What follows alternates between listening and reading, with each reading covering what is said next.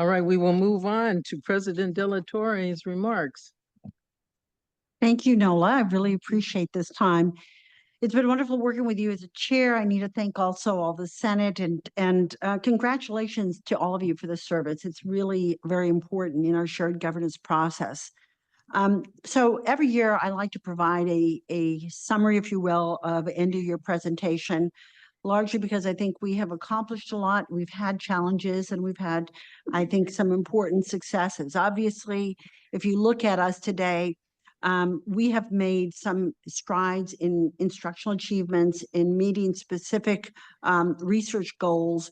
And obviously, we've seen a lot of success in terms of the national recognition of our faculty and our student success. And in particular, I'm very success in addressing achievement gaps, in particular our graduation rates.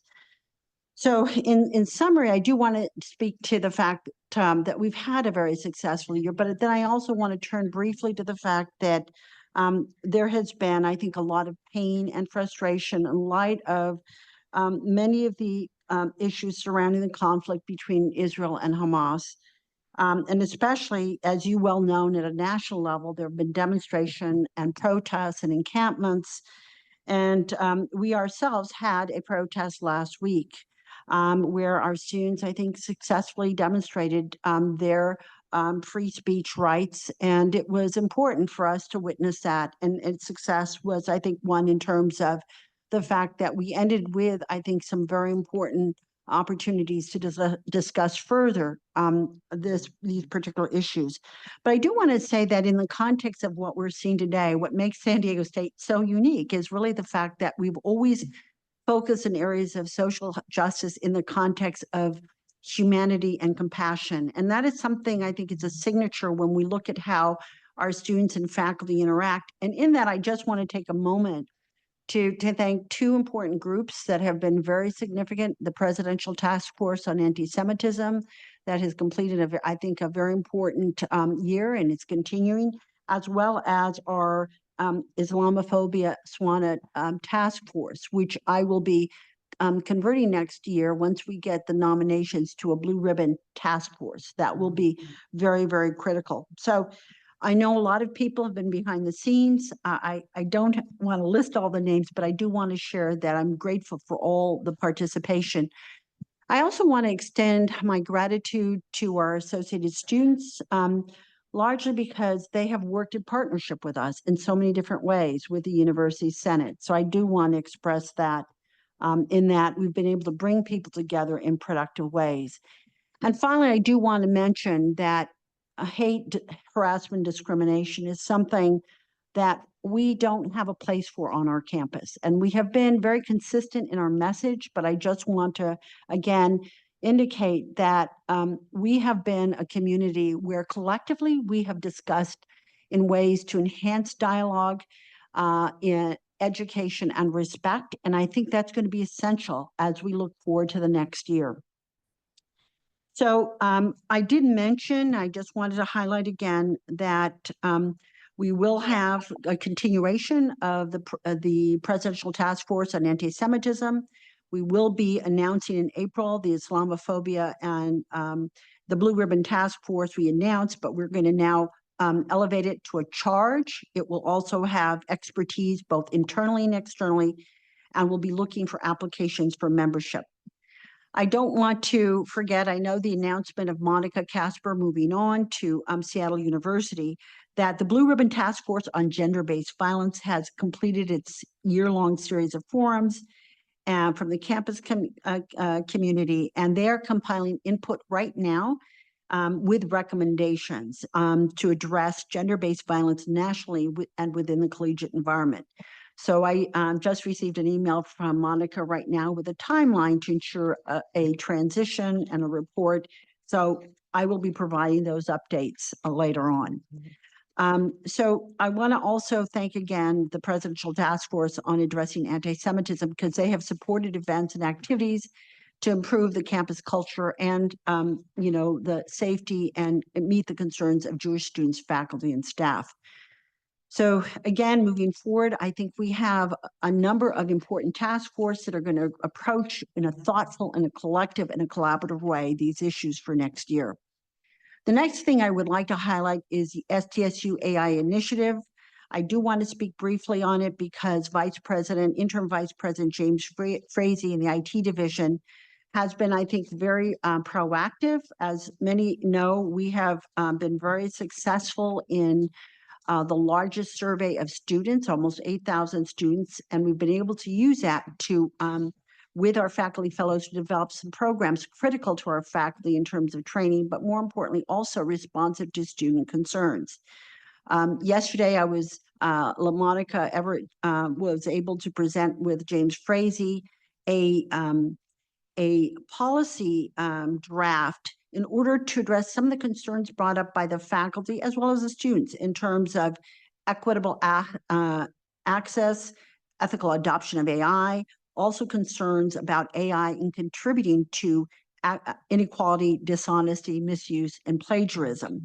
So I bring that up to you because it will be a policy that we'll bring forward to the Senate. But the fact is we're trying to be ahead of the curve so that faculty will be able to use that in appropriately and as they need to use it in the classroom. Pleased to see that 700 faculty and staff have already enrolled in the academic applications for AI, the micro-credential. Most of them are auditing because some of them don't really need to get the certification. But the good news is, again, our faculty are engaged and our staff are engaged in this area. I also wanted to share with you that I do think that the conference that we recently had with about 200 participants was something that was very well developed. I went for the first half of it. So we had student panels, we had CIO panels, we had speakers from Microsoft, Amazon, Zillow, and I do think it was a very successful conference. I wanted to also bring with you the fact that we are going to lean in to the extent possible in supporting our faculty and students so that they can become facile with it.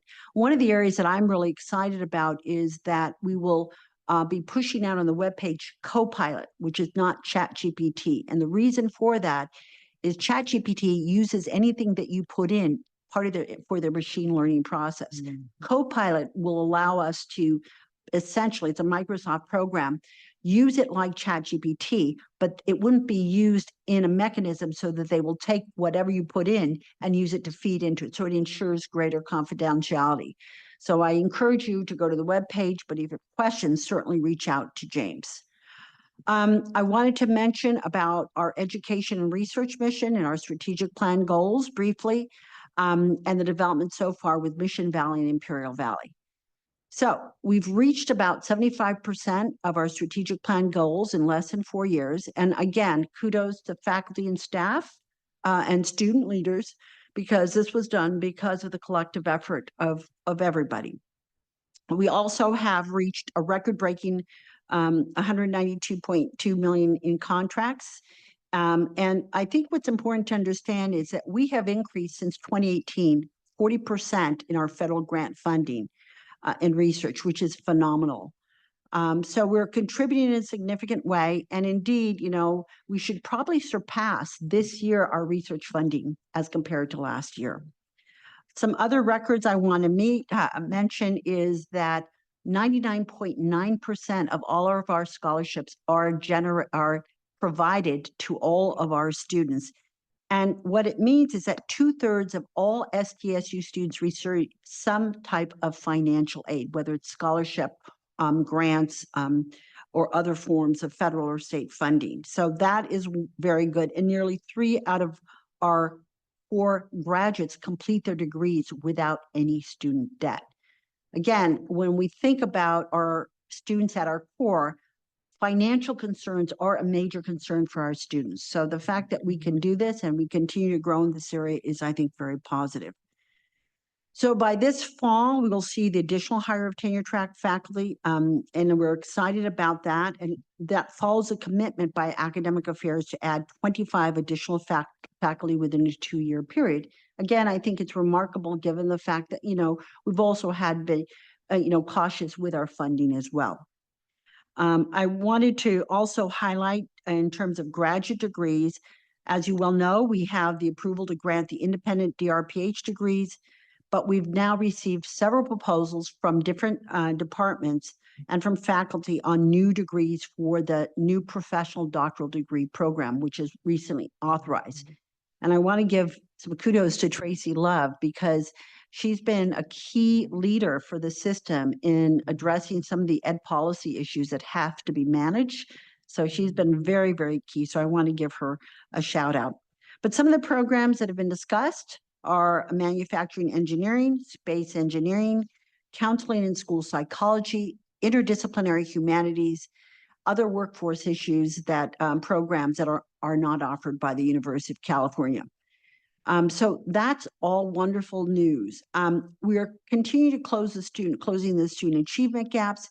And in fact, they are already closed for our URM students in terms of the first year and second year retention rates. So those are great. The gaps at the 6-year graduation rate are just down to 3%. So they're in alignment with the GI 2025 goals.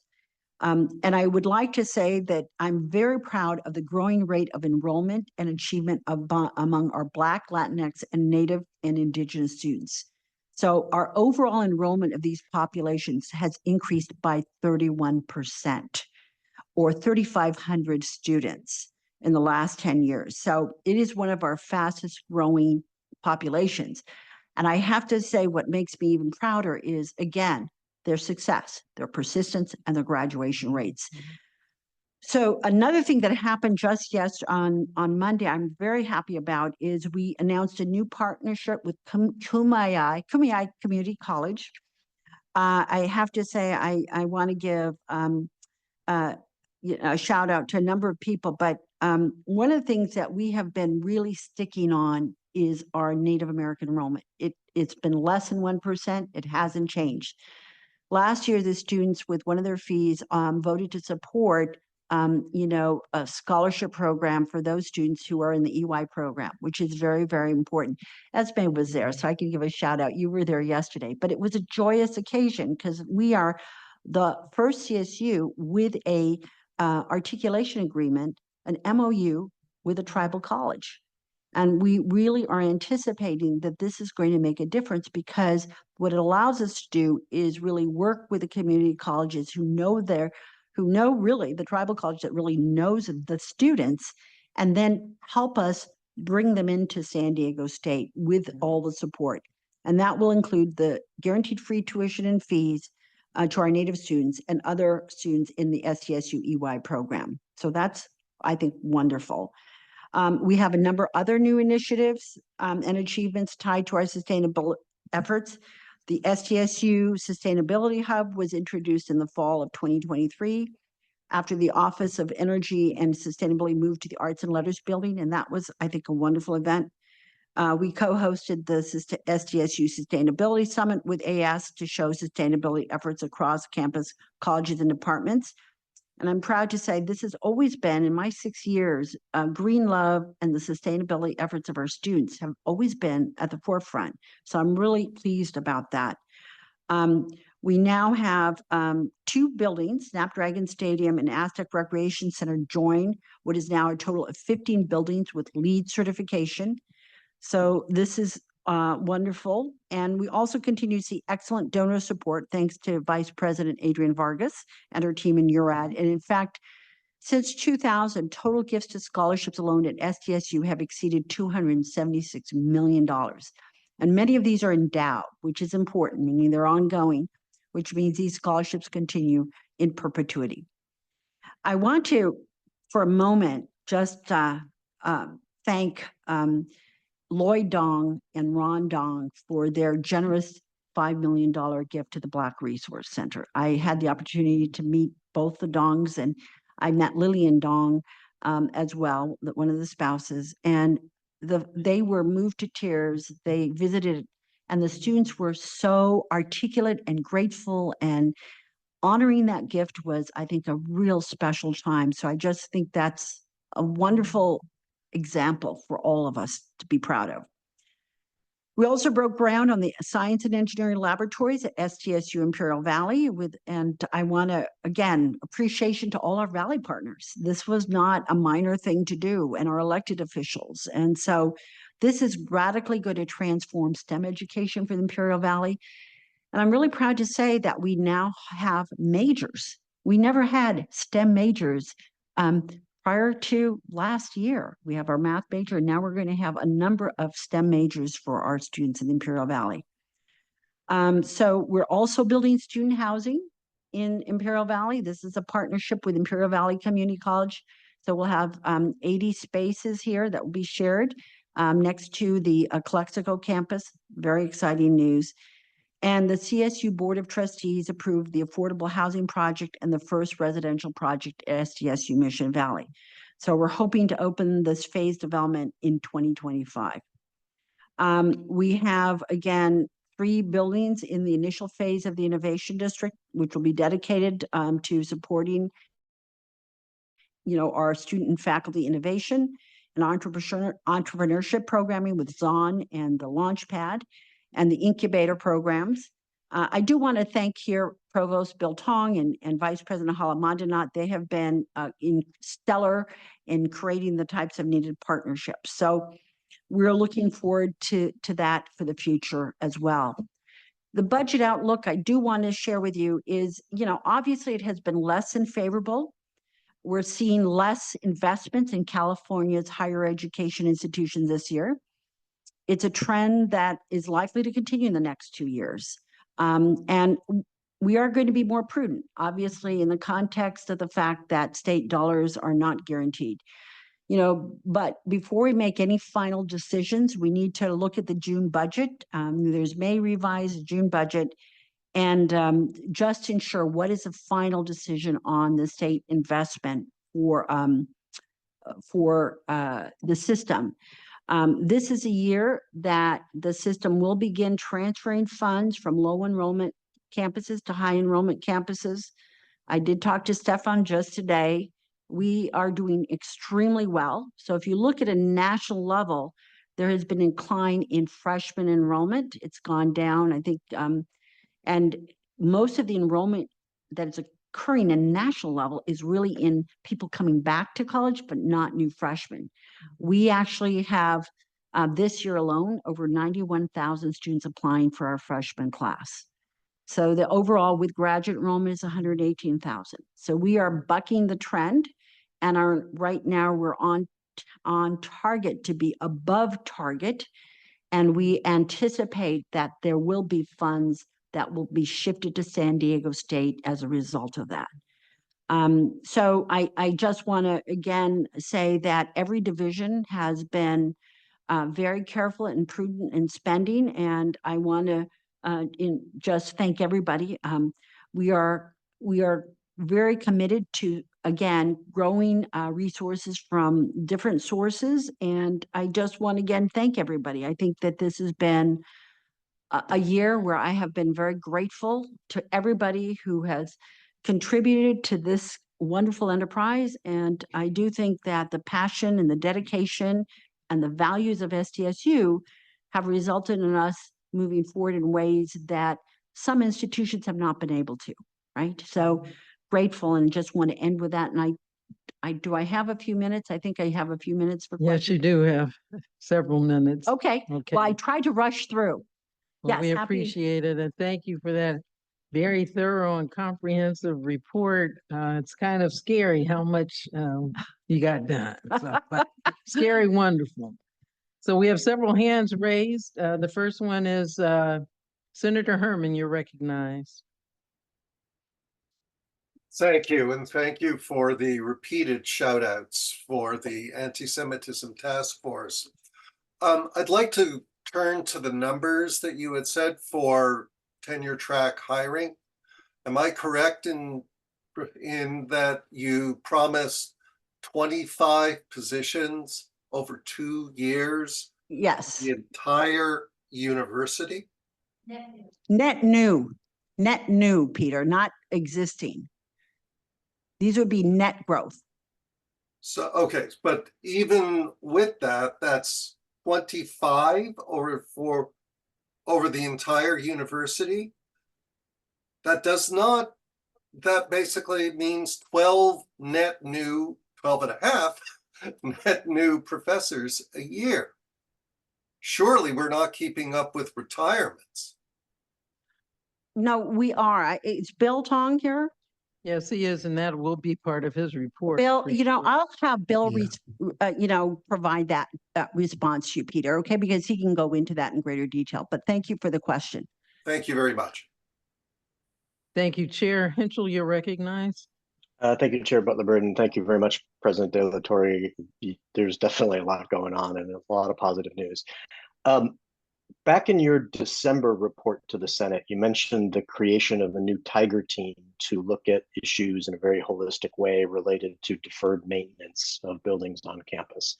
I haven't heard anything about that Tiger team since, and so I'm hoping that you can provide some clarity on the membership of that committee and hopefully if there's been determinations of how they relate to other existing committees on campus, particularly the Deferred Maintenance Advisory Committee, PPAC, and the University Resources and Planning Committee.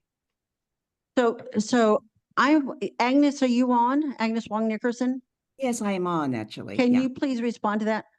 Sure. We actually already have a existing deferred maintenance team that have been in operation for several years. And in fact, we do have faculty and students representation on it. They meet pretty regularly and looking at all the projects in the pipeline and then help prioritize what needs to be done based on the resources that we have. So we already have an existing team currently.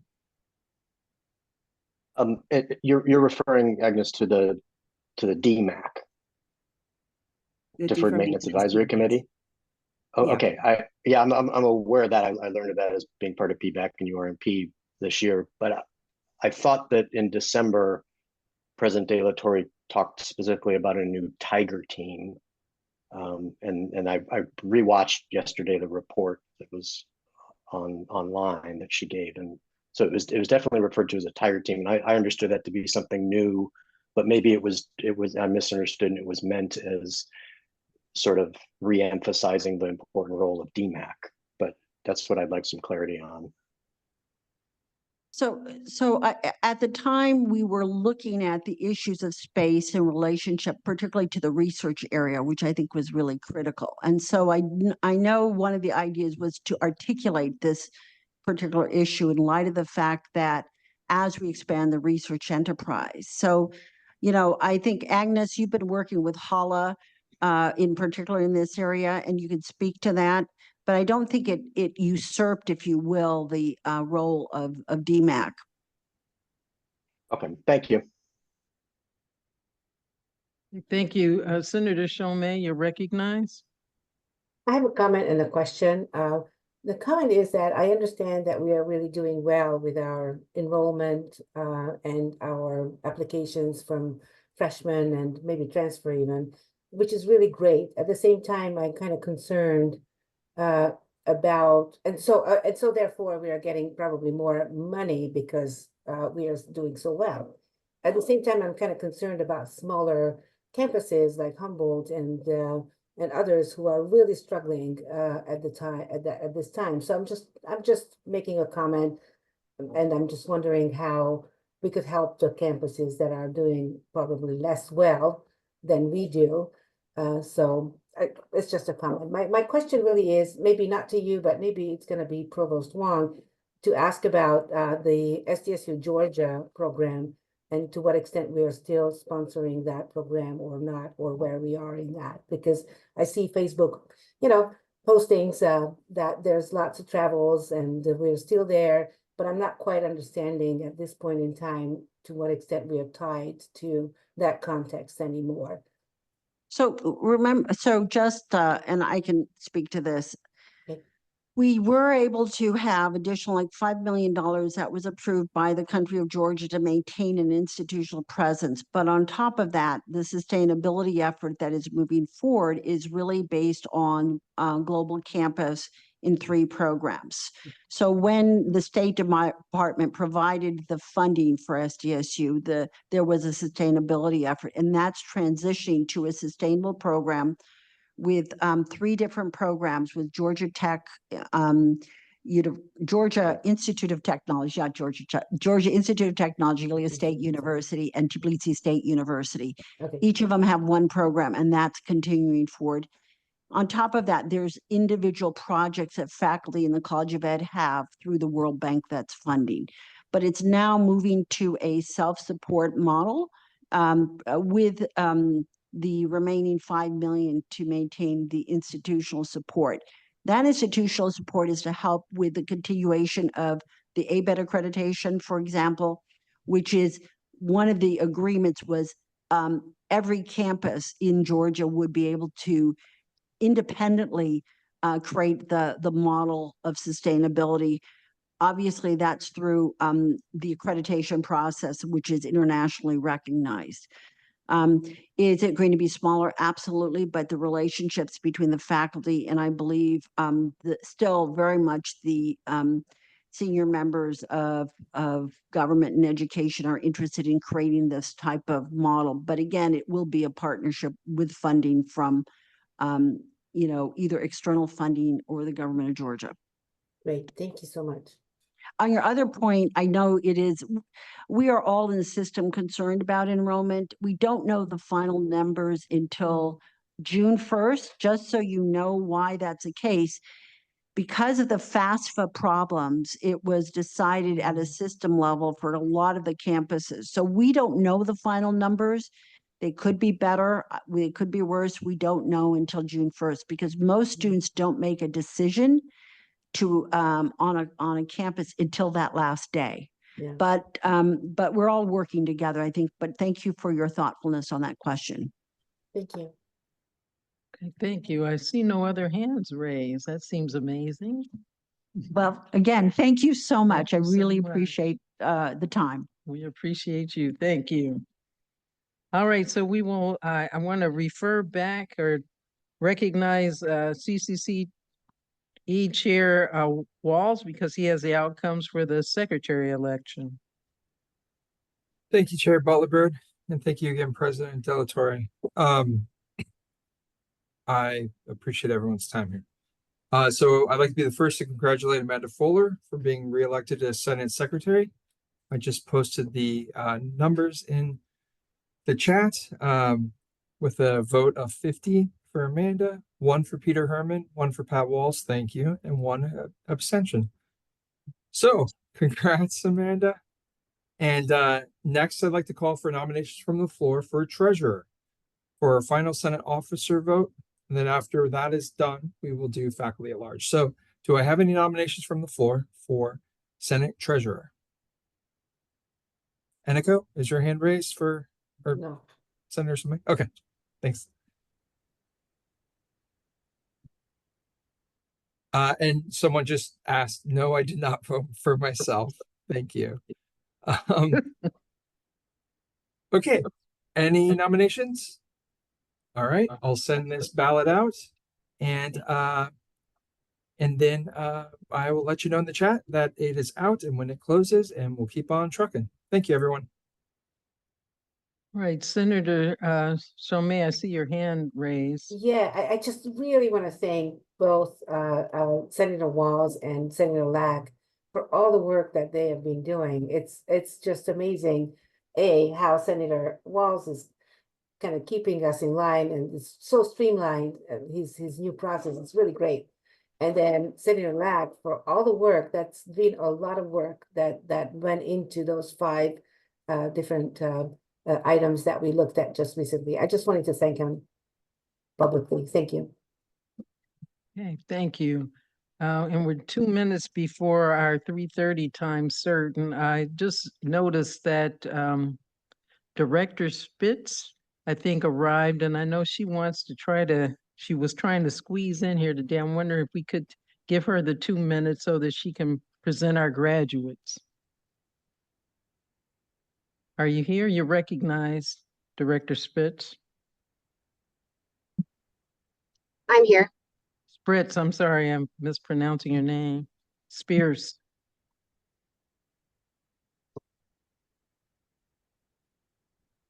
I'm here. Can you hear me? Yes, we can hear you.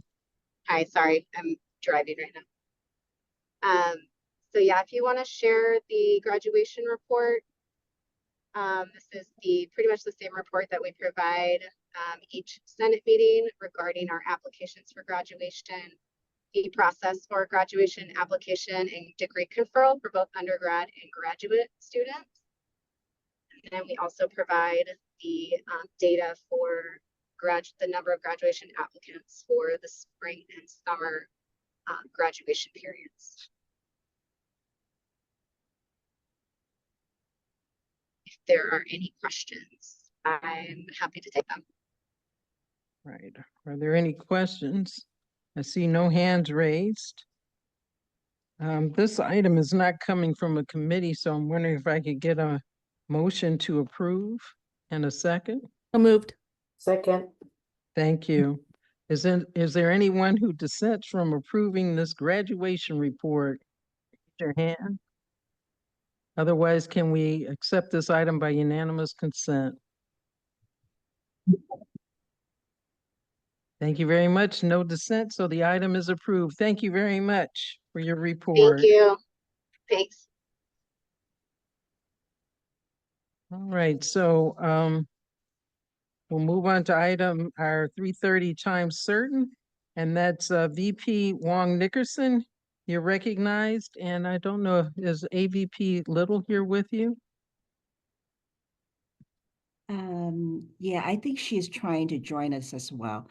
Would I be able to share screen? Because I have a few slides. It might be helpful to show them.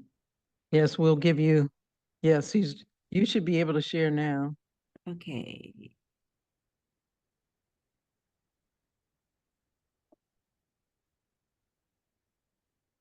Can you see it now? Yes, we can. Perfect, great, okay. Well, first of all, thank you so much for having me here today.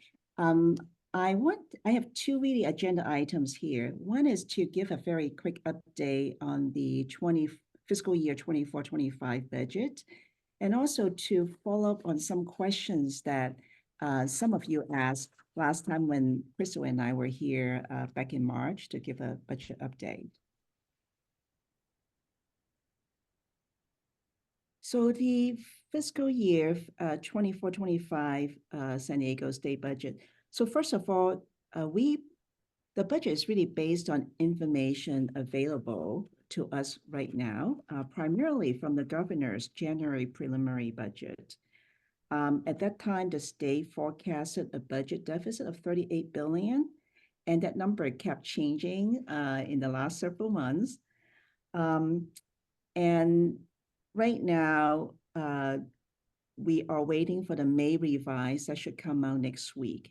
And if there are significant changes in the May revise or the June final budget, it will change, the CSU and SDSU budgets planning.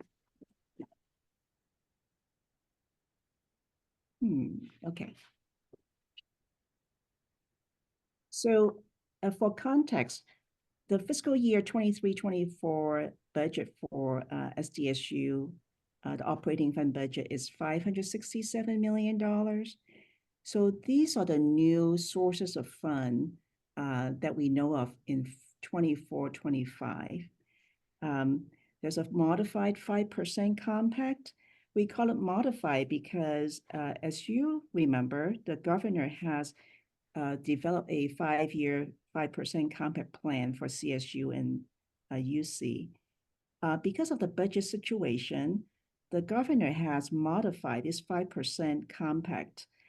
It still remains in place, but the governor basically promised that the funding, actually, he will make the payment in fiscal year 25-26.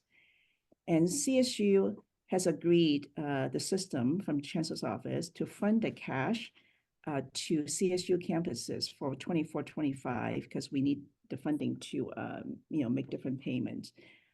And then in 25-26, governor has promised that CSU can expect to receive 3 different payments from the state. The first one is $240 million reimbursement for the one-time payment to reimburse what the Chancellor's office will advance the cash for campuses to use. And then this governor will also make the 240 million base payment for the 24-25 compact. And then on top of that, there should be a 5% compact for 25-26, roughly $250 million. So all these payments right now, we can anticipate to receive them. Now, of course, depending on the state budget situation at that time, there's some risk associated with these payments. So that's the modified 5% compact. There's also new sources of funds coming in from the 6% tuition rate increase that was set and approved by the Board of Trustees earlier this year. And we also anticipate to have enrollment growth. As the president mentioned before that, there's some general fund reallocation among CSU campuses from low enrollment campus to high enrollment campus. So we will be receiving funding for 500 resident FTES growth from other low enrollment campuses. And also the compact will fund 575 FTES resident students. We also plan to grow our non-resident by 300 in fiscal year 24-25.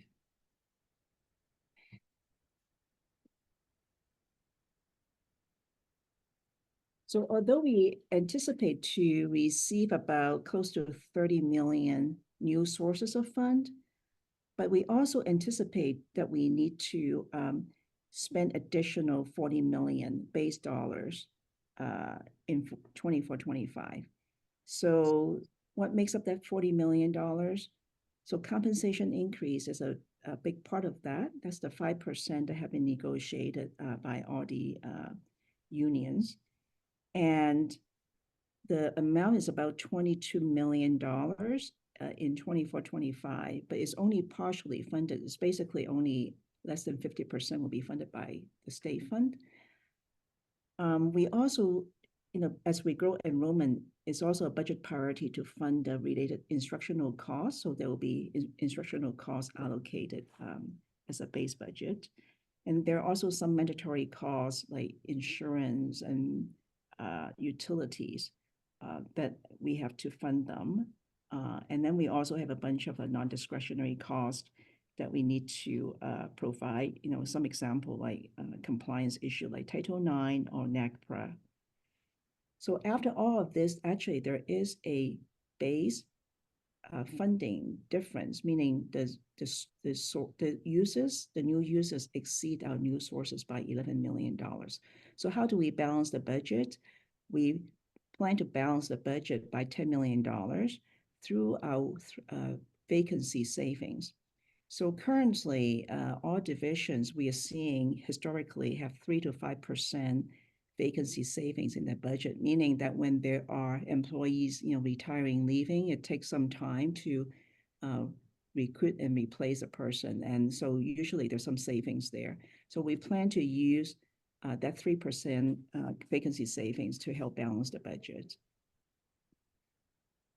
And so we just looked at the base budget, and in terms of one time, again, very high level, we have a beginning balance, $27 million. And the reason we have that funding is because we had received some HERF funds in the last 2-3 years, and that allowed us to not use some of the operating fund to pay for some expenses. And also, as in the past, we always set aside 1/3, or actually 30% of the non-resident tuition.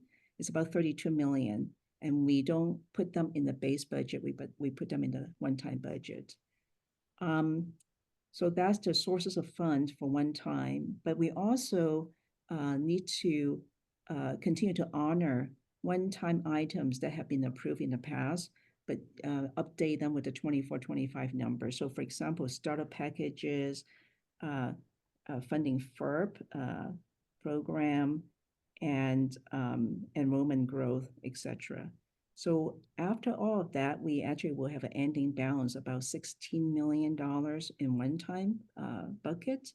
And we're reserving that for fiscal year 25-26, because as the president mentioned before, that we think the budget challenges will last for another 2-3 years. So that's the update on the 24-25 budget. And now I want to follow up on some of the questions that some of you asked in the last March Senate meeting when we were here. So again, as a refresher, the total university operating fund budget is $567 million. About half of that, the light gray, comes from general fund, 25% from tuition, 17% from other fee like student fees, and then another 7% from cost recovery, like reimbursed release time from grants, etc. So the question asked last time we were here was how what's the breakdown of the university operating fund by division? So this is a pie chart to show that the light blue is the academic affairs budget. So it represents about 53.57% of the total general operating fund budget is related to academic affairs. And BFA is about 15%. That includes utilities, insurance, deferred maintenance type of expenses. Financial aid is 10%. Student affairs is about 5%. And then we have a bunch of other very smaller units making up the difference. And there was also another question that you want to know, what's the breakdown of compensation by employee type? So this is a pie chart. Again, these numbers are based on fiscal year 22-23 actuals, and which is consistent with the 23-24 budget. So total salaries, the total pie here is about $312 million. Total number of full-time equivalent employees, FTE, is 3,822. Based on that, actually, academic salaries, that's tenure track and tenure track as well as lecturers, is the green slice of the pie. That represents actually 46% in dollars, but 38% in FTE. And if you look at just the green slice, the tenure track faculty represents about 70% of that salaries amount, and then the rest is for the lecturers. I also think that it will be very helpful to give some context on the MPP numbers. So in the previous slide, it showed that MPP is about 379 FTE. And this is a breakdown of the admin 1, 2, 3, 4. The admin 1 and 2, almost 70% of all MPPs are typically frontline supervisors and management position, such as custodial services supervisor, environmental health manager, or identity resource center directors. And so that actually represents the majority of the MPPs. And then another question is about the average salary for lecturers. So we looked at the full-time equivalent faculty number for lecturers in fall 2023 is 628. And the average pay is about $33,000 per semester, and then 2 semesters is $66,000. Now, again, this is average, and the actual amount varies, by college and by discipline. And also, someone asked, do we have data about the average salary for tenure track faculty? So we are able to, there's the breakdown for professor, associate, assistant. There's the FTEF number. There's the median salary and the average salary. So that concludes my presentation. Any questions? Yes, there is one hand raised thus far, and that's Senator Somé. sorry to ask questions again, you know. I have two questions. One is about the vacancy savings that you talked about for a moment. And so I'm understanding that, you know, that comes from retirements and resignations and whatnot, right? So my question really, and now it's being used for savings. But I'm just wondering when it might be reinstated, given the fact that we are actually accepting more students, and that's our goal. Otherwise, I'm not quite sure how that's going to be balanced out, because we're all, other than having even more students in our classes. So that's one question. The second question is that you said the overall budget, 55% goes to academic affairs of that. And I just wonder who determines that percent, especially because the primary goal and mission of the university is to educate our students. And so I think it should be more than 55% that goes into academic affairs. And then related to that, BFA gets 15.8% as far as I remember your chart.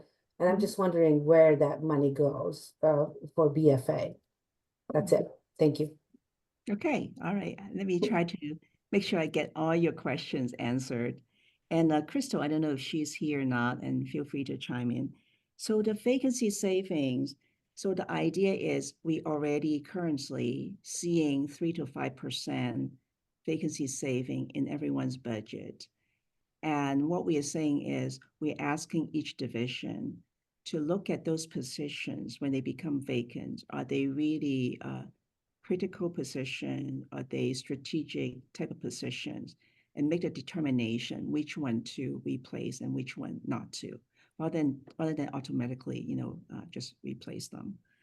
And in terms of enrollment growth, I think I mentioned earlier, actually in the budget, there is a top priority that we make sure as we grow enrollment, there's funding associated with that. So actually there is separate, allocation to fund the enrollment growth to make sure that is being addressed. In terms of the academic affairs percentage, 55% is a good percentage or not? We actually did some, benchmarking before, and it seems pretty comparable to the peer institution. So, and then going back to the BFA one, the 15%, actually, if you pull out items that are related to really for the institution, like insurance is really for everyone, right? Utilities, same thing. Deferred maintenance, those about $30 million just on its own.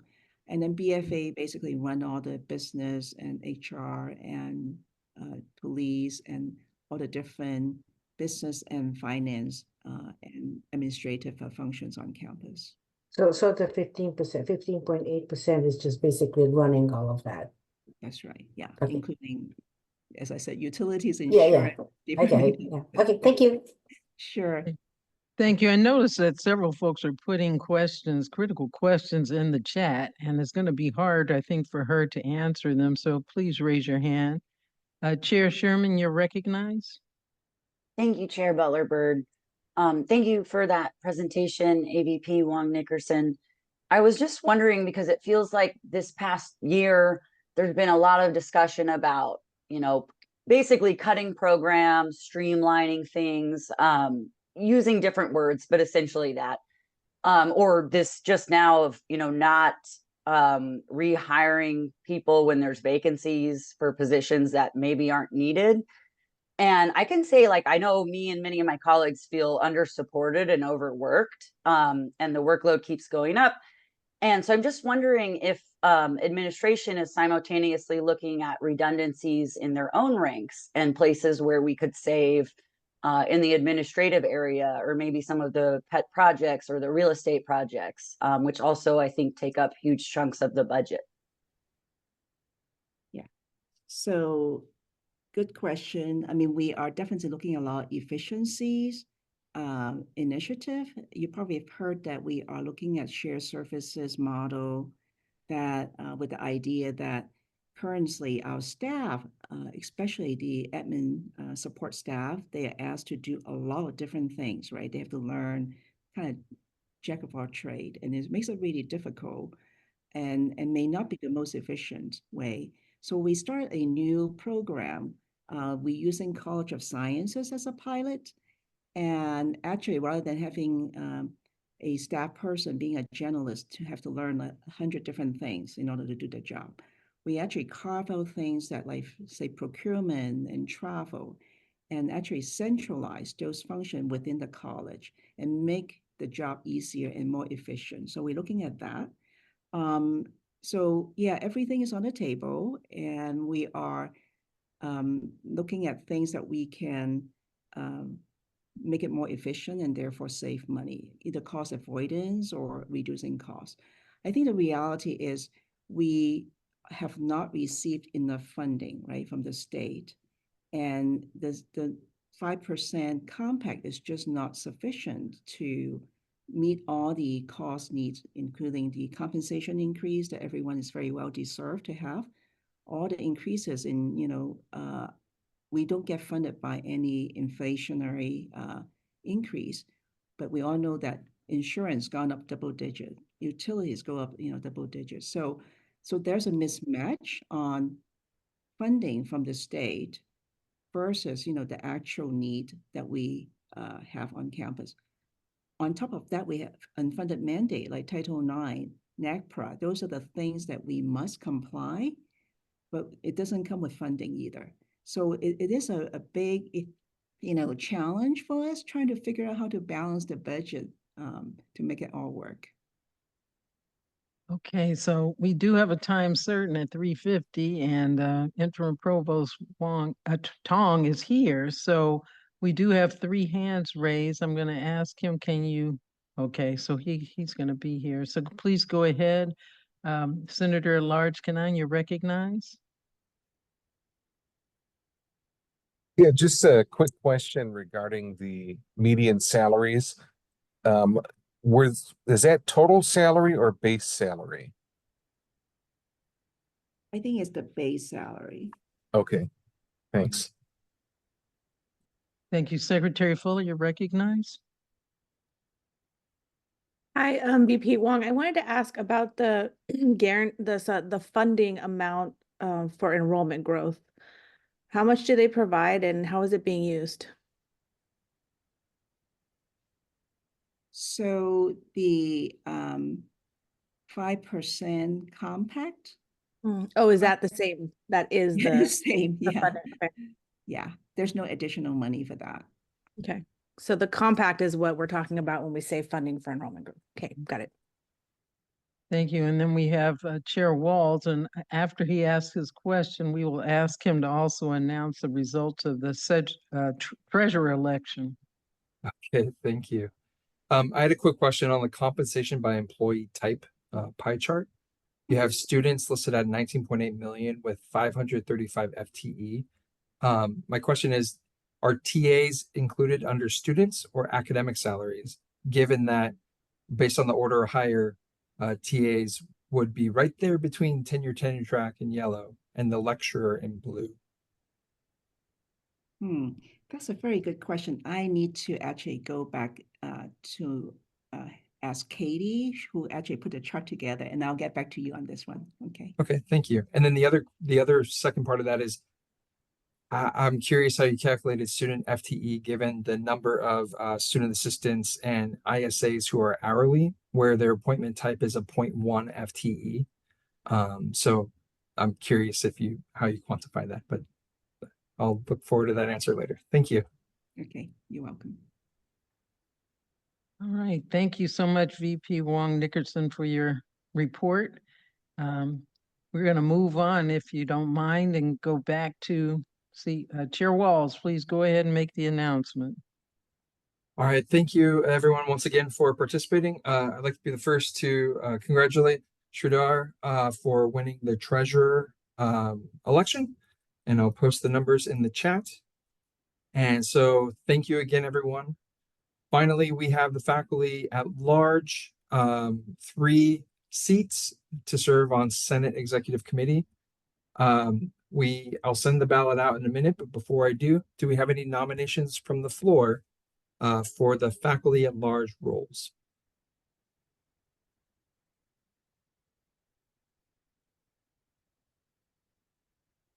Anyone? Anyone? Okay.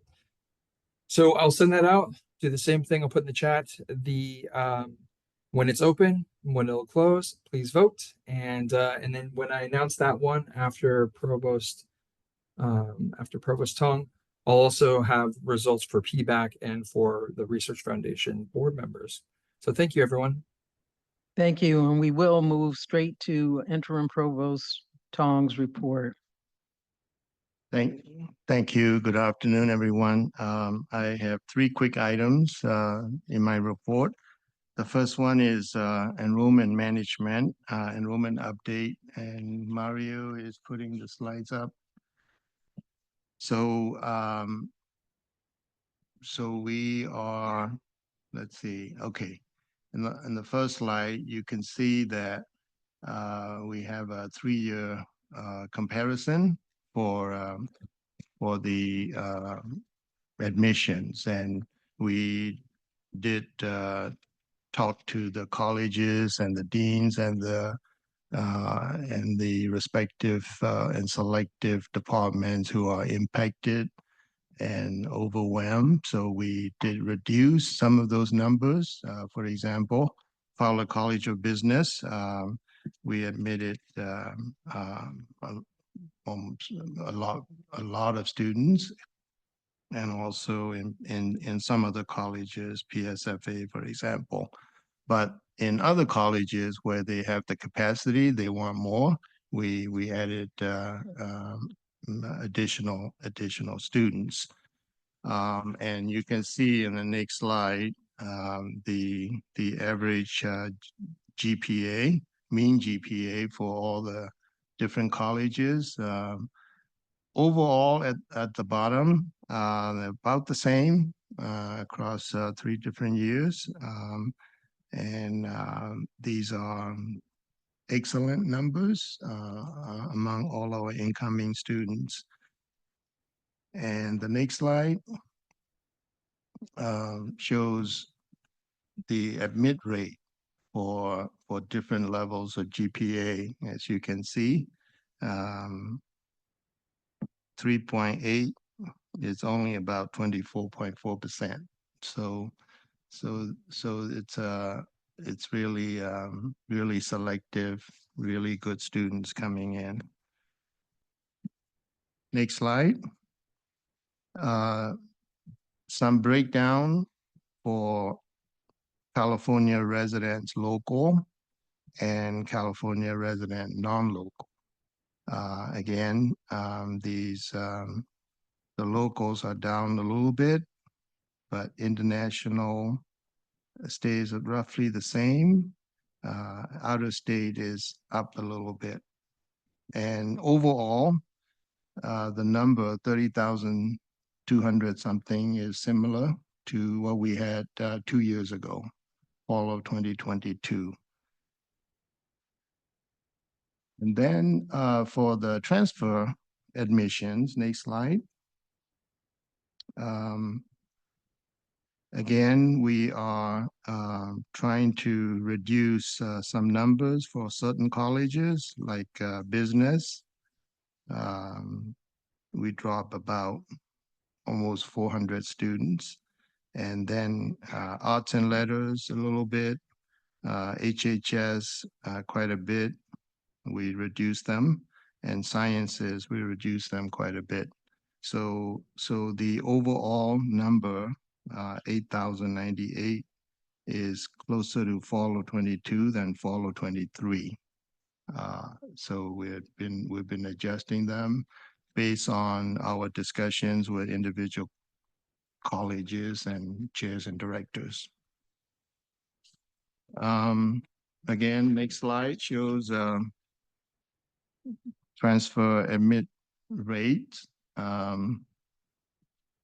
are a little different from the first-time freshman rates.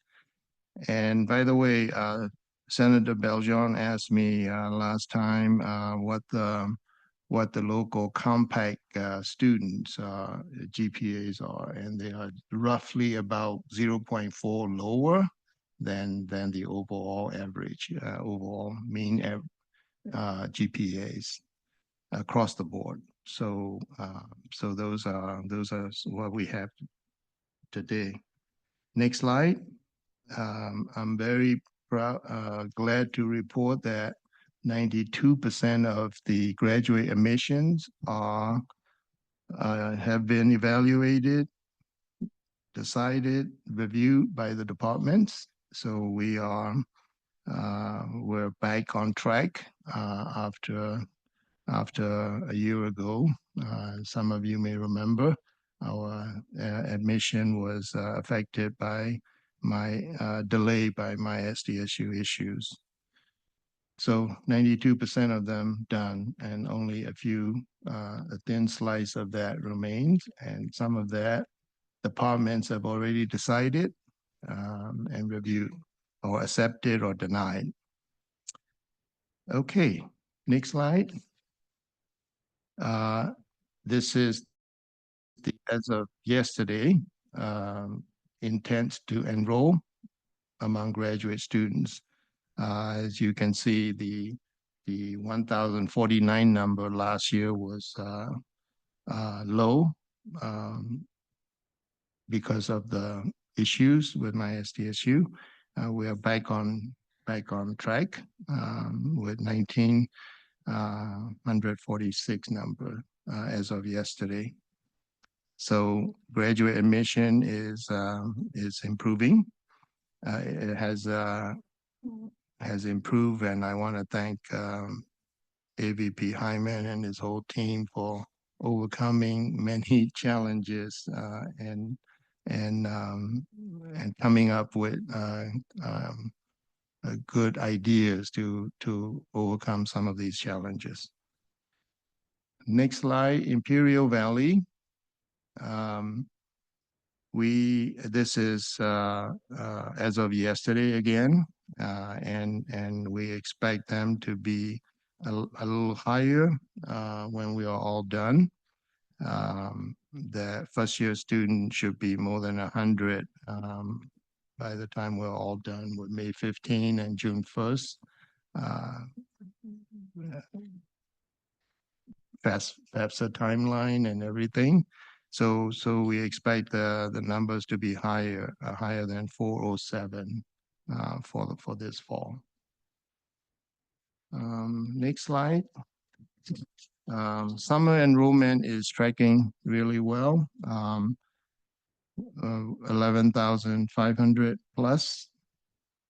And as you know, summer is a great way for our students and for our schools and departments to catch up because we can overcome a lot of DFW issues. We can overcome the lab space and teaching space that we don't have enough of during the academic year. So we've been using very efficiently during the summer and to help our students. So they're expecting that we might hit 12,000 this summer, and it is still going up.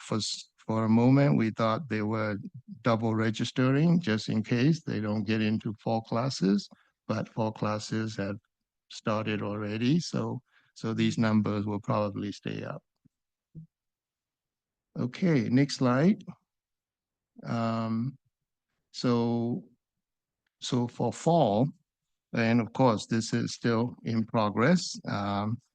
We're comparing first week of May to first week of May across 3 different years.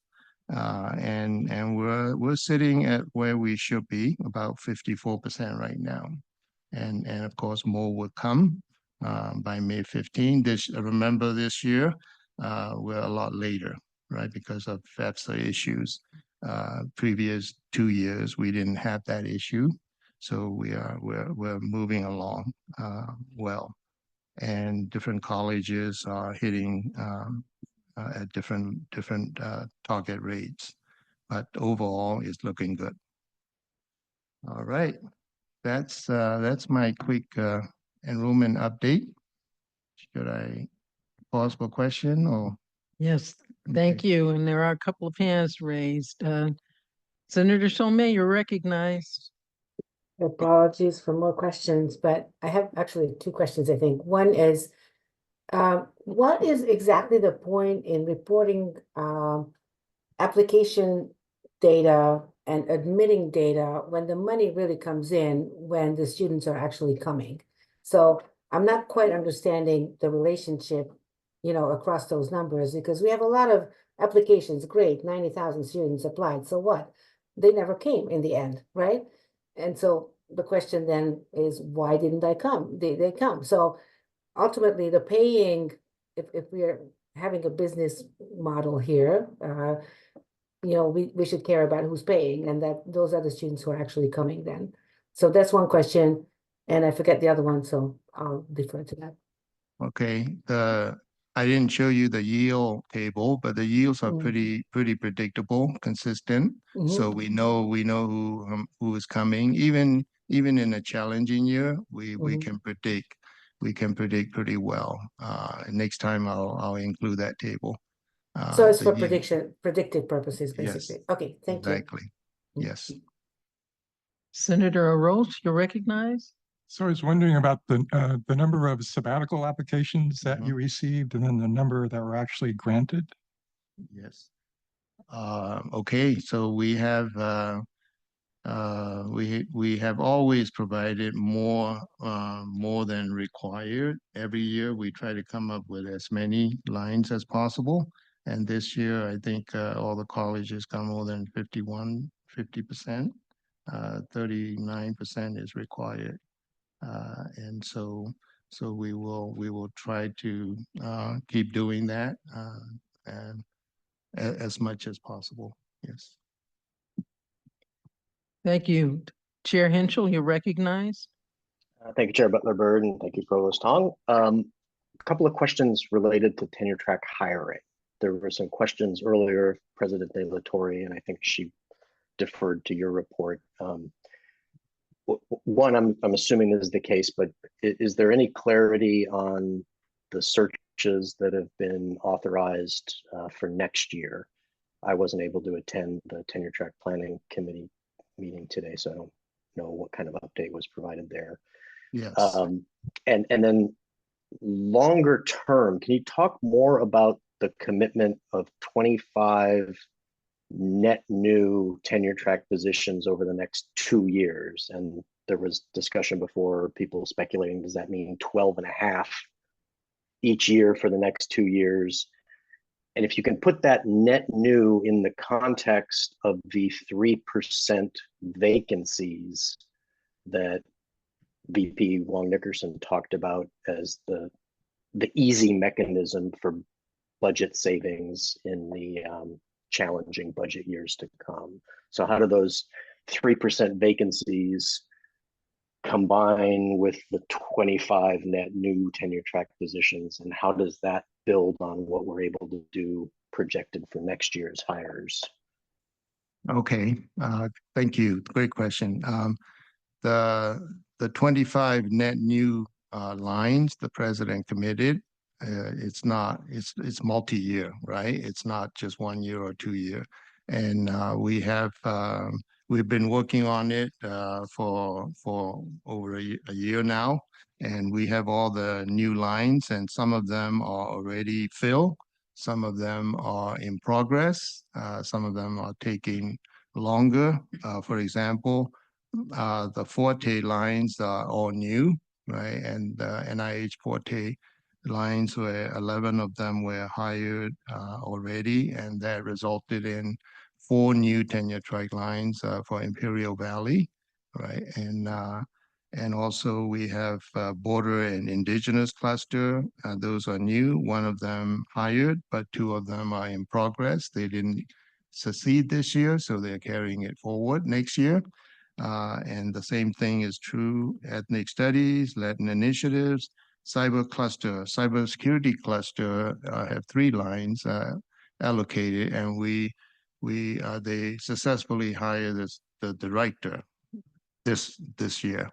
Last year was not successful. So we had to wait for the director first before we hire the assistant professors. So that was delayed another year, and we will do that now that we have the director, and we were just waiting for that director to be hired first. And of course, there are other in doctorate in public health, and we just hired the DRPH director, and we will hopefully hire another one assistant professor next time.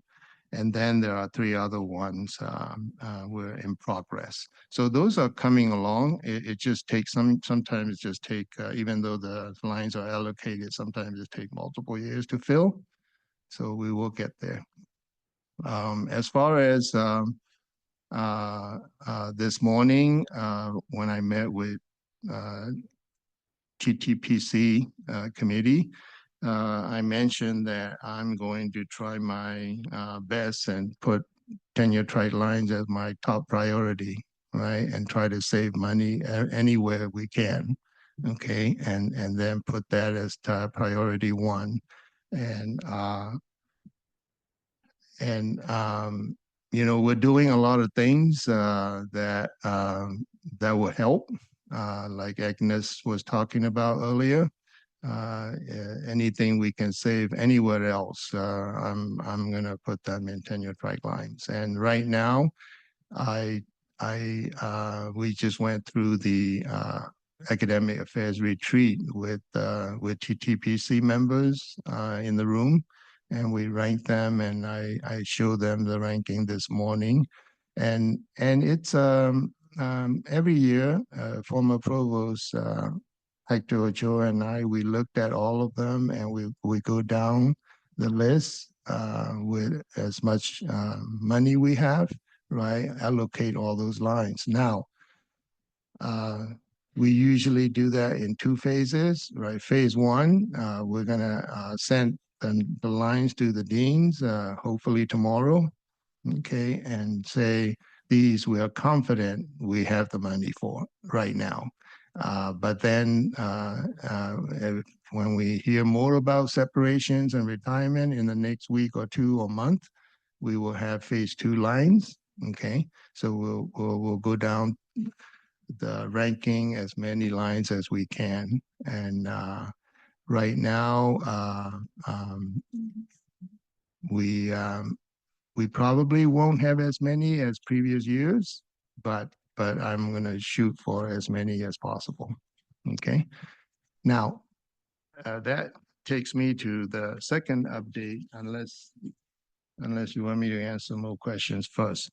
My second. Could I just have a quick follow-up? Yes. So I thought that 25 net new tenure track hires over 2 years was starting next year. And what I think I learned from you was that, I don't know what it was, 11 or 15 or however many that number was of searches that we've done this past year, subtract from 25.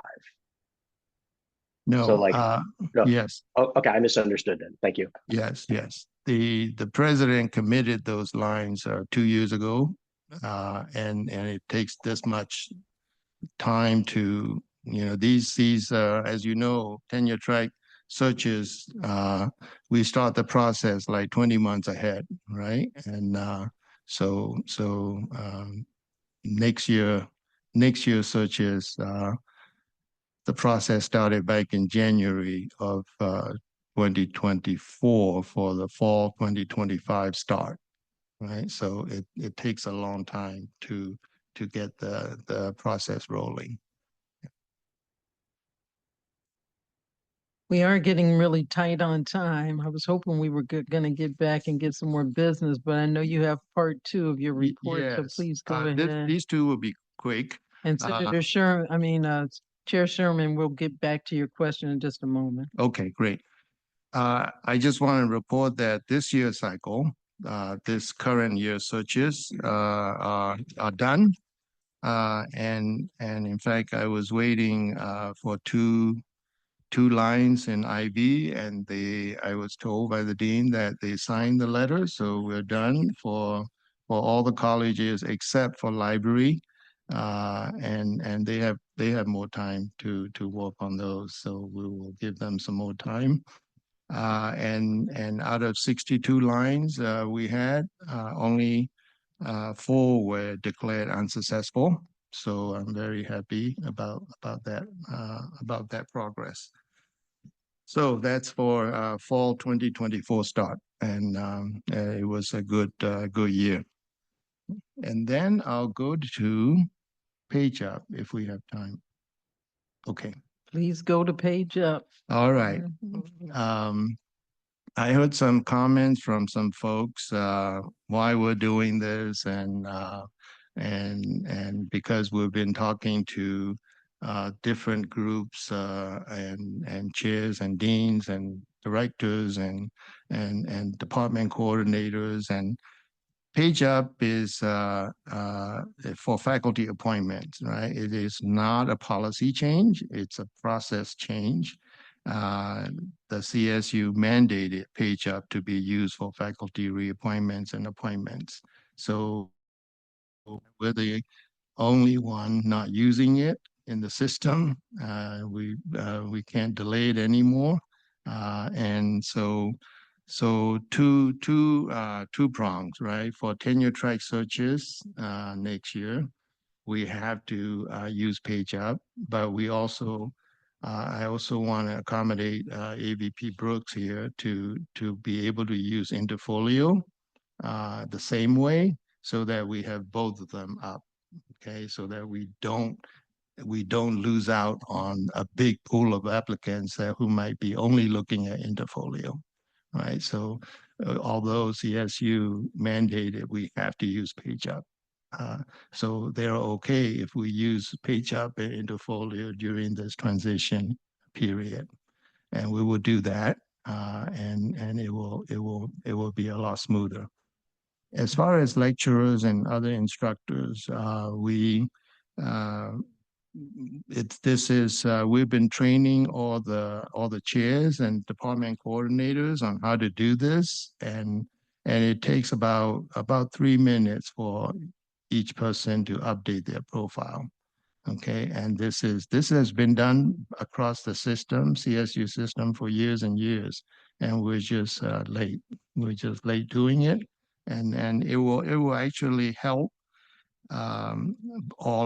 everybody involved identifying qualified faculty available, especially system-wide.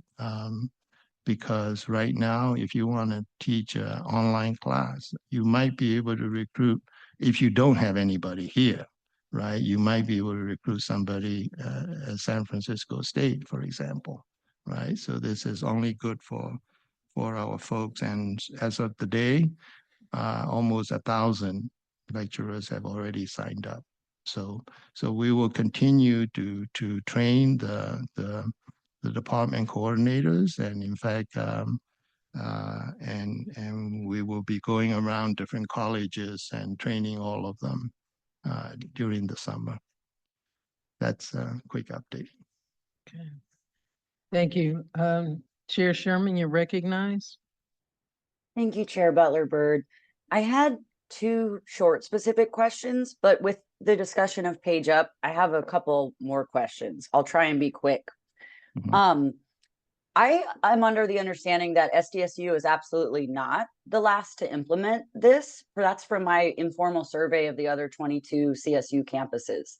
I only know of 2 campuses in which this has been fully implemented. Page up.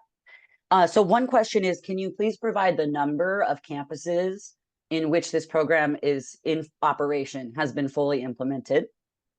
I also just want to point out that this really doesn't affect all faculty. This essentially affects lecturers. And I won't speak for all lecturers, but the ones that have reached out to me about it feel incredibly disrespected that they're being told to reapply for jobs they already have. So the number on campuses that have fully implemented it, and my 2 other specific questions have to do with enrollment growth and tenure track hires. One, and I'm so sorry if I missed this and this was already said, what is the current student to faculty ratio? And then secondly, and importantly, what is the projected student faculty ratio 2 years hence with the 25 new tenure track lines being accounted for, as well as the projections for enrollment growth. And please let me know if you want me to repeat any of that. I know it was a lot. No, TTPC asked me about that table, so I'm asking my team to prepare that, and I'll get it to you in terms of FTES per tenure track data. I don't have it in front of me, but they are preparing that for us. Now, as far as page up, I don't. I think let's see. Somebody else is Sonia here. They've been more. Yeah. Okay. In terms of, oops, the camera over here. In terms of the actual numbers of other CSU campuses that have fully implemented it, I don't have that level of data at the moment. We are working, actually this morning, folks across the different HRs across the 23 campuses will get us that information. We are the last campus to implement it for tenure track hiring. So I think that sometimes when we are the last for page up for the tenure track hiring, I think something that so for page up, so what is page up? Page up is a platform that will allow the CSU to have some particular information about the demographics of our pools of candidates. So I think we are definitely the last to implement in terms of the tenure track, and then all of us were requested to begin to do it as a full batch system. And that's the one that I don't know about full implementation at the lecture level. And the HR groups were going to get together to begin that implementation. But it was mandated that we go into that process.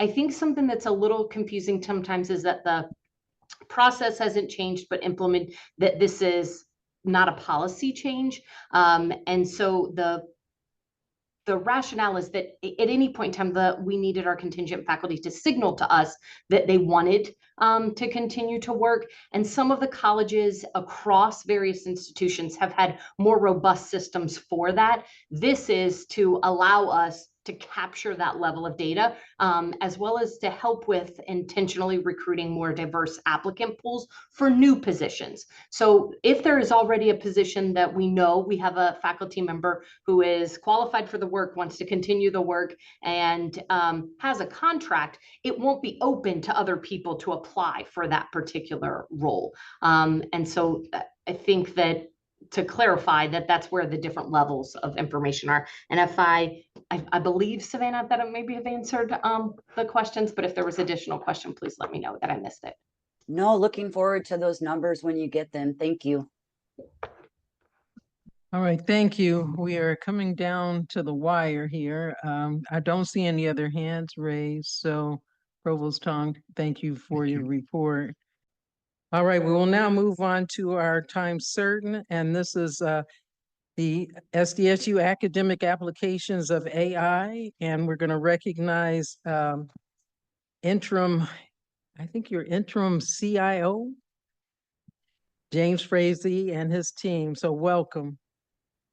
I'm going to set aside for today.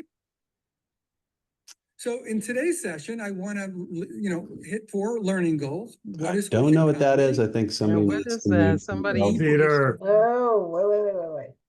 What's the state of practice of OceanCon rate in higher education? And then get a lecture from Dr. Herman. OceanCon rate. Nothing like technology messing up with the let's see. What's technology nothing guy. from me. I am innocent. I think that it sounded so professorial. I figured. Well, thank you, but nope, this was not me. Yes, thank you. Really excited to share with you. I'll get right into it. I want to welcome Dr. Goldberg and Dr. Hawes, who will be joining me. Unfortunately, Dr. Sobo was unable to join us, although she was part of a very similar presentation that we provided to the California State University Faculty Development Council earlier this morning. Largely the same content that we will share with you. And also, if Tarek is here Really encourage you, Tarek, to join in the conversation. But let's get going. And thank you, Dr. Goldberg, for being on keyboards. So let's get right to it. So today we want to outline our collaborative approach, which really led to a remarkable response rate with the AI student survey. We want to promote the academic AI micro-credential, the advances in academic AI micro-credential. We want to describe some of the key findings from the survey as well as the summit, and then we want to encourage sharing of the generative AI guidelines that came out of the Senate IIT committee. So moving forward, just want to really highlight how important it was to have the fellows contribute to the creation of that survey. So we had Dr. Goldberg from Information Systems, who you'll hear from momentarily, and Dr. Sobo from Anthropology, who really had a very complementary perspective going into the development of the survey. And then we also recruited 2 AI student fellows, who I'll describe to you here momentarily. We had that remarkable response rate that I mentioned. Over 7,800 students responded to this survey. That is extraordinary, as you'll hear here momentarily. And that wouldn't have been possible had it not been for the collaboration across campus. A special shout out to the University Senate IIT Committee and to the Center for Teaching and Learning, as well as our partners in the library. And then we want to talk a little bit about how we use the data from the AI student survey to inform the development of the AAAI micro-credential. So moving forward, unfortunately, both Abir and Colin are in the throes of final exams right now and couldn't join us, although we invited them both. Abir is a double major studying Africana Studies and Management Information Systems. And she was actually somebody who came to a CTL AI meeting we had in the library. There was some digital signage in the library, and it was a faculty learning community meeting, and we were going around introducing one another, and she stood up and started to walk out. She said, "Oh, I'm sorry, I didn't realize this was just for faculty." And we're like, "No, wait, you're a student. We want to hear from you." So shortly after that, we recruited her into this AI fellowship because clearly she was interested in generative AI. Colin Rowe is a member of the Senate IIT committee and the representative from the College of Engineering from Associated Students. Both of them had a very loud voice in terms of helping us create the AI student survey, make sense of the findings, and developing the micro-credential. And then, of course, Drs. Goldberg and Sobo. Can't say enough about how important they were in not only the development of the survey, but the analysis of the findings. We have a peer-reviewed publication that we'll point to that you all can take a look at if you're interested. And it was super essential for them to help us build this micro-credential, this mini course, I would call it, in Canvas. And I would say that course is by faculty for faculty. And we'll get into that here momentarily. So I'm going to ask Dr. Goldberg to share some of the highlights from the survey. Good afternoon, everybody. I'm David Goldberg. I'm an associate professor in management information systems and one of the 2 AI fellows working with James, Sean, and team this past year on some of the AI efforts. A little bit about our survey. As James mentioned, we released this in the fall semester and got an enormous response rate of over 20% of the student body, or over 7,800 students. For a little bit of context about that number, there have been a couple efforts in higher education to survey students about AI and their use or impressions about AI. The largest survey that we found was a nationwide survey across the country of Sweden, which got about 5,000 responses. So this survey just at a single university in Southern California, from all of our collaborative efforts together between university leadership, between the students and faculty, we were able to do more than they could do in the entire country of Sweden. From all of that enthusiasm, part of it is also the response students have of thinking that AI is important. 71% of our students said that they thought AI was going to become an essential part of most professions. That finding was pretty durable across the different fields. The engineers, for example, tend to be a little bit warmer on AI versus College of Arts and Letters. But by and large, most students in most parts of campus think that AI is going to be important in most professions. The majority of our students, 59%, reported that they were already using AI in some capacity, whether it's for coursework or outside of coursework for fun or extracurriculars or recreation. The nationwide numbers that we've seen on that were about 50-50, so we're a little bit higher than that on campus at SDSU. And we anticipate if we were to replicate this study, which we intend to do in the fall semester, that number may increase a little bit with more students getting exposed to AI in their coursework and otherwise. We'd also note that most students are currently saying that their instructors are not encouraging their use of AI. To some extent, that's to be expected because AI is new and we haven't all figured out the best use of it in our classes to meet our learning outcomes. But just as an initial benchmark, only 19% reported that instructors were encouraging AI use in their coursework. Another thing we were interested in is comparing across our students and trying to see, based on students' level of access to technology, if that affected their perceptions of AI and their educational experience at SDSU. And one of the ways that we measured that is by asking students about how many smart devices and which smart devices they owned. So things like laptops, smartphones, and tablets are all considered here. And what we found is that the more devices a student has, the more likely they are to say that AI positively affects their learning experience at SDSU. If they've got 4 or more smart devices, they're very likely to say that it's affected their learning experience in a positive way. And the fewer devices they have, the less likely they are to make that claim. There were some indications that this is an issue of digital divide, both in that quantitative finding as well as the qualitative comments the student gave us. Some students said that they were concerned about fee increases, that AI had to cost something, and that ultimately they thought that they would bear the cost, either by directly paying the tech companies or through their student fees at SDSU. And they were also concerned about some students getting an unfair advantage over others. For instance, if one classmate might have more wealth that they can spend on more advanced AI tools, like the pro version of ChatGPT, whereas other students could not afford that, they were concerned that some might get an unfair advantage relative to others.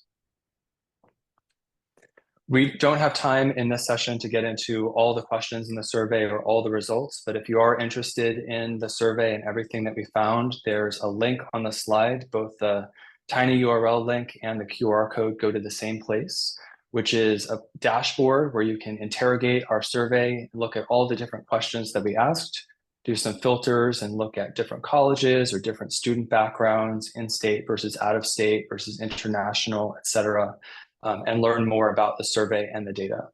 There's also some links on that page to the peer-reviewed publication that James mentioned, as well as other resources put together by the IT division at SDSU. All of that can be found through the link that's in our slide.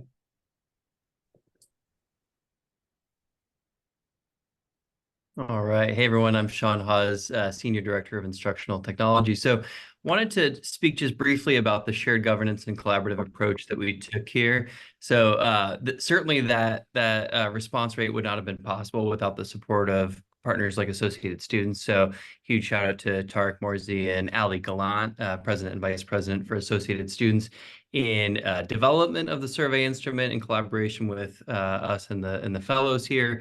But also in distribution and encouragement across campus. One of the slides that we omitted because we wanted to keep this short, but that we've shared at other venues, for example, the WASC Accreditation Resource Conference just a couple weeks ago here in San Diego, was just how representative the responses were here. So we made this survey available to all students across the SDSU ecosystem, but when comparing the responses across the stratifications of disciplines and colleges, it's remarkably close in terms of percentages of responses. So this is truly representative across the campus. And again, this large response rate we attribute to that strong collaboration with Associated Students, as well as coming back with the quantitative and qualitative findings and really validating with that leadership group. So shout out to them. Also, shout out to Center for Teaching and Learning and the Digital Humanities Center. I know Dr. Pam Lack is here. Thank you, Pam, for your partnership on the co-facilitation of the Faculty Learning Circle this academic year, as well as Dr. DJ Hopkins, who I don't think is here, but leading the Center for Teaching and Learning.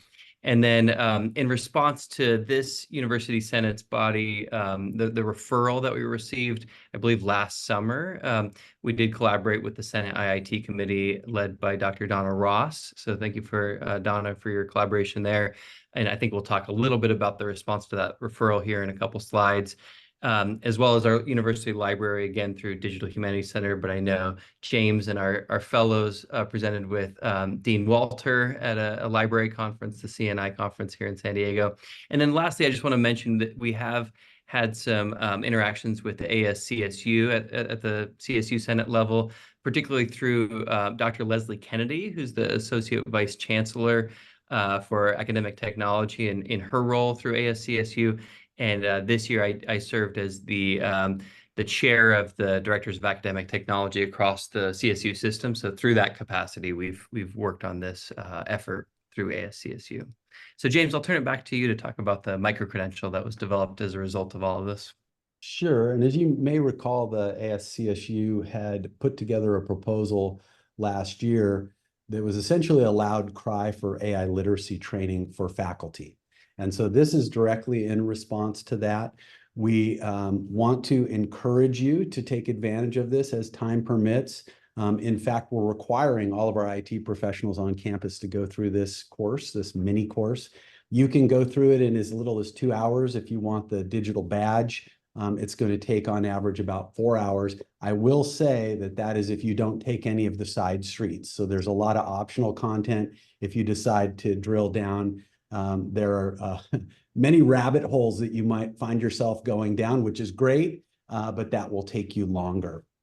So we're trying to really demystify how large language models work, but at a foundational level, not getting too into the geek speak, but enough to where people can have a better sense of how these models work and the biases that are inherent within those models and how important it is for us to be critical consumers of the output. And not only what can AI do for you in terms of saving time, but also finding apps that might be appropriate for you in terms of your research and scholarship, but also how you might prompt these generative AI tools to get the best possible output. We're also trying to model really good asynchronous course design with this mini course. It's got a consistent read, view, do, predictable format throughout all 5 of those modules.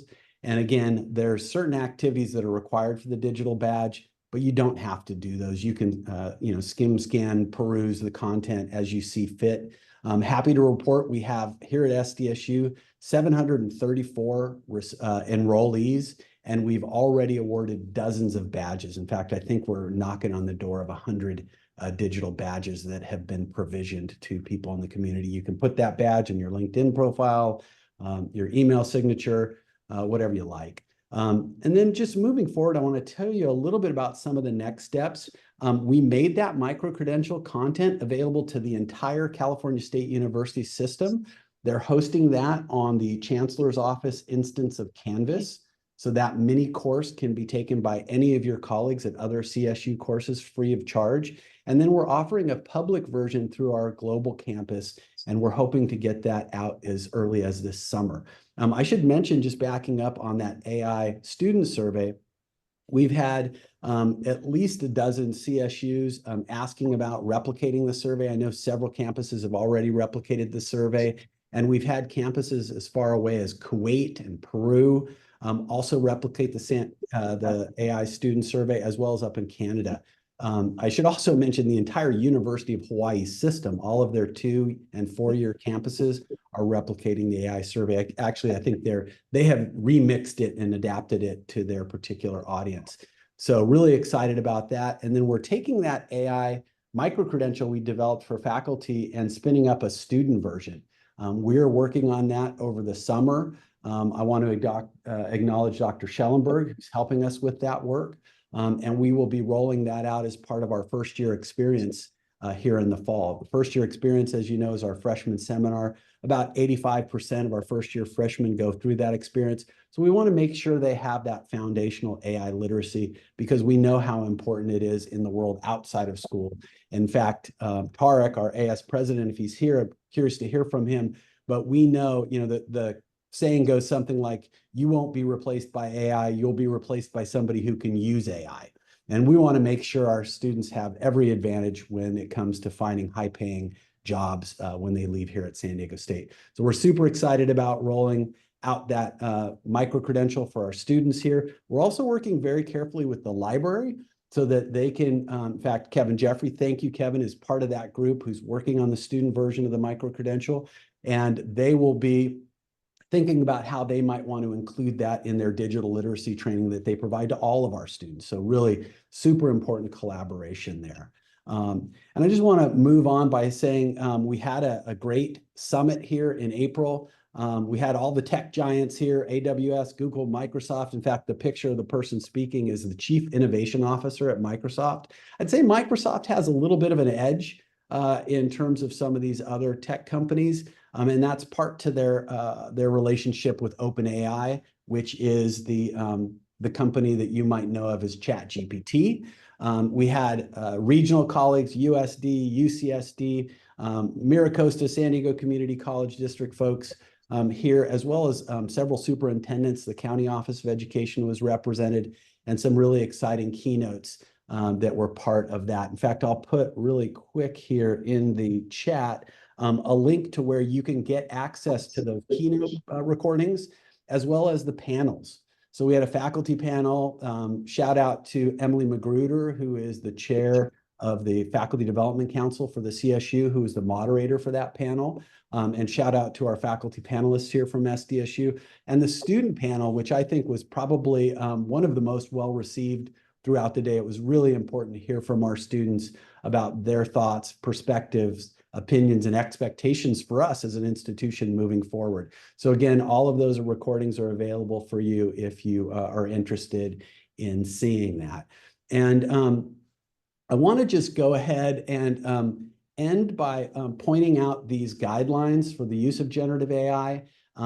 This is, I should say, that acronym was put out before the state of California came up with their acronym. The state of California is now using capital G, lowercase e, lowercase n, AI in all of the California state stuff. So we should be consistent with that. But nevertheless, we had a great group of people. In fact, Donna Ross, the chair of the Senate IIT committee, Peter Blomgren, the chair for math and statistics, who's a member of that committee, co-chaired that, along with Kate Holvett, who I think I saw here earlier, a library faculty.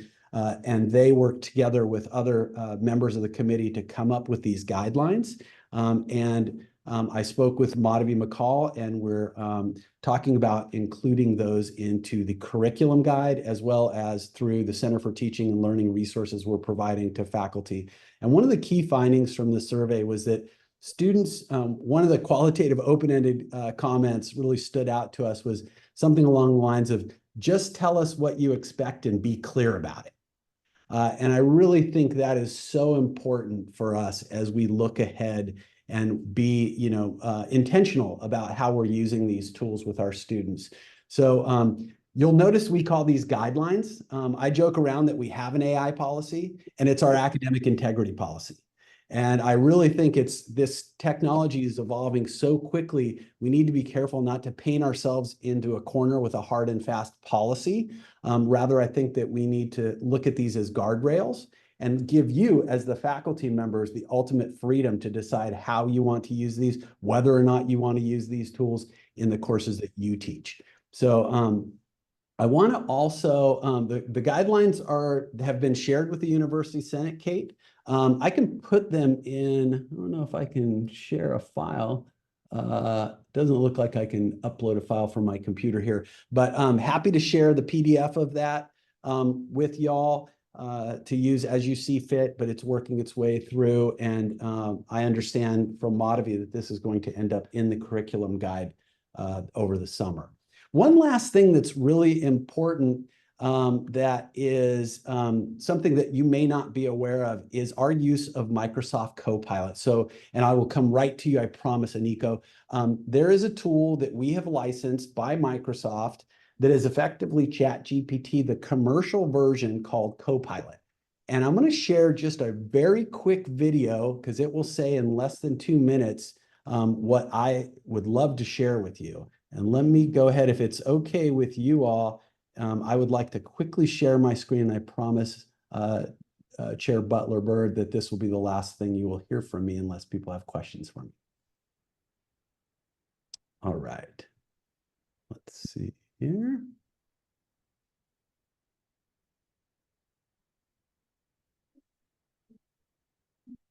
Microsoft Copilot provides access to advanced generative AI with text, voice, and image capabilities and is available to SDSU students, faculty, and staff.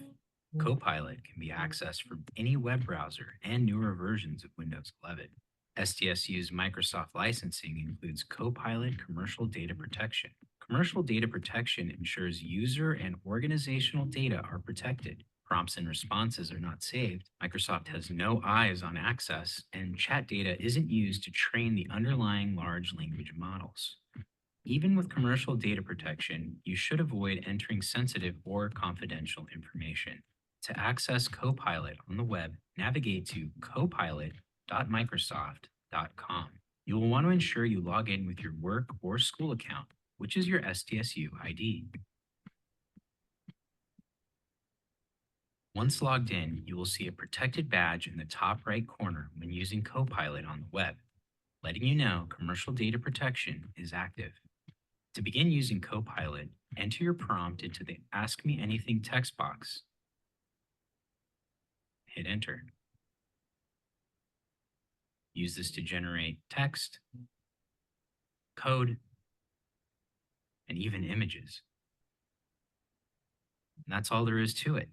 We hope you find Microsoft Copilot to be a valuable tool to enhance teaching and learning experiences here at SDSU.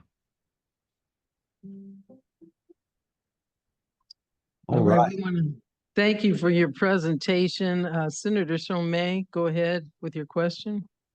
Thanks very much, James. If I could call you James, you know, I've known you for a long time. I really appreciate your presentation and everything that you do. I think you're just wonderful. You've been wonderful for the past 20 years. So it's really great to have you. I just want to kind of like make 2 points, I think. Number one, the Academic Affairs Committee at the ASCSU, the CSU Academic Senate, is thinking about AI as well, and they are coming up with all kinds of rules and regulations how that could be. And I'm sure that is in communication with you. In fact, I think SDSU is one of the best samples of how we could deal with this. So, you know, we are brought up every time that's discussed. I just want to kind of also point out that one of my faculty members at my own department is offering a new course, which is called What AI Lies About. And so it might be an interesting course for the students to take, or you might want to include Professor Gabe Doyle in your communications about the AI, whatever is happening around. And I'd be more than happy to give you his particulars about, you know, like email and whatever. So if you want to reach out to him, that would be great. Thank you. Absolutely. We would love to talk with him and get his thoughts, and maybe we could even promote that course among all of our student assistants and the people that we interact with as far as student organizations. You know, we have a lot of relationships with student organizations. I think it would be great. Thank you. Thank you. Well, thank you all so much for your report. We will be in touch with you soon in the fall to follow up. Take care. Thank you. Appreciate your time.